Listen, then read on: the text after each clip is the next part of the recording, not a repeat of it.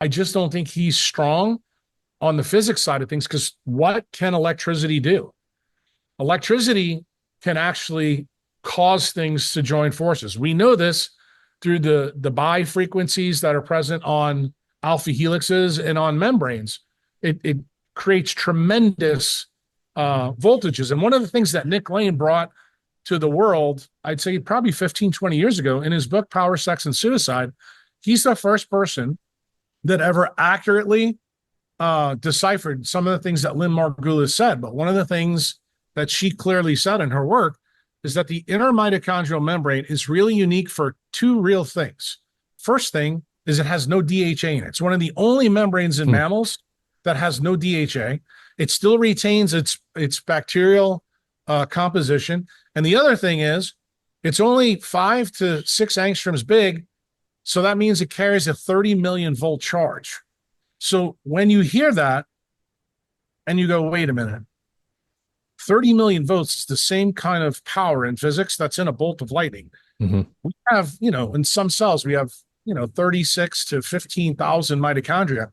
The next question should have been in biochemistry, how do we protect our cell from getting electrocuted? Okay. And unfortunately, that question was never asked in your training or my training. But when I started to, study the work very carefully of Robert O. Becker, I began to realize that the answer was staring me in the face in the great oxygenation event. It turns out the evolution of heme proteins was the key. So hold on, just to make sure so far. So basically, oxygen levels go up, and this is a long time ago. You've got ozone, you've got O2 and the oxygen radical, and you're saying electrical resistance increased. In other words, the physical characteristics of the environment literally, in some sense, pushed what became mitochondria and the bigger cells together.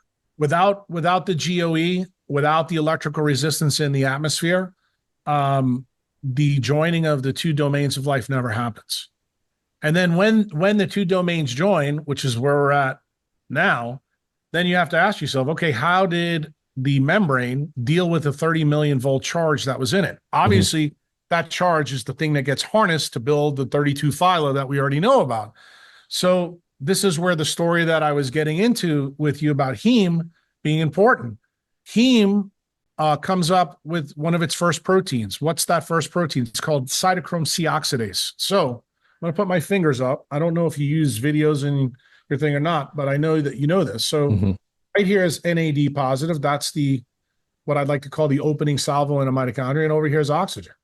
So between these two things is all the cytochrome proteins that are also heme-based proteins. But that 30 million volt current is going through this. So how did we protect ourselves? Well, cytochrome C oxidase has a very interesting feature. It does two things. The first thing that it does, it makes deuterium-depleted water. And it does that at cytochrome C oxidase via two steps in the TCA cycle, the aconitase step, the fumarase step. And that's where free water is made. The difference is mitochondria are racist, unlike chlorophyll. Chlorophyll will use any type of water to make sugar.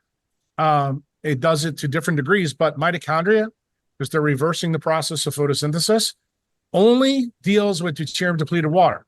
So when I learned about this, 20, 25 years ago, I asked the simple question, why was nature racist for the water that she put around this 30 million volt current? And I found the answer in physics.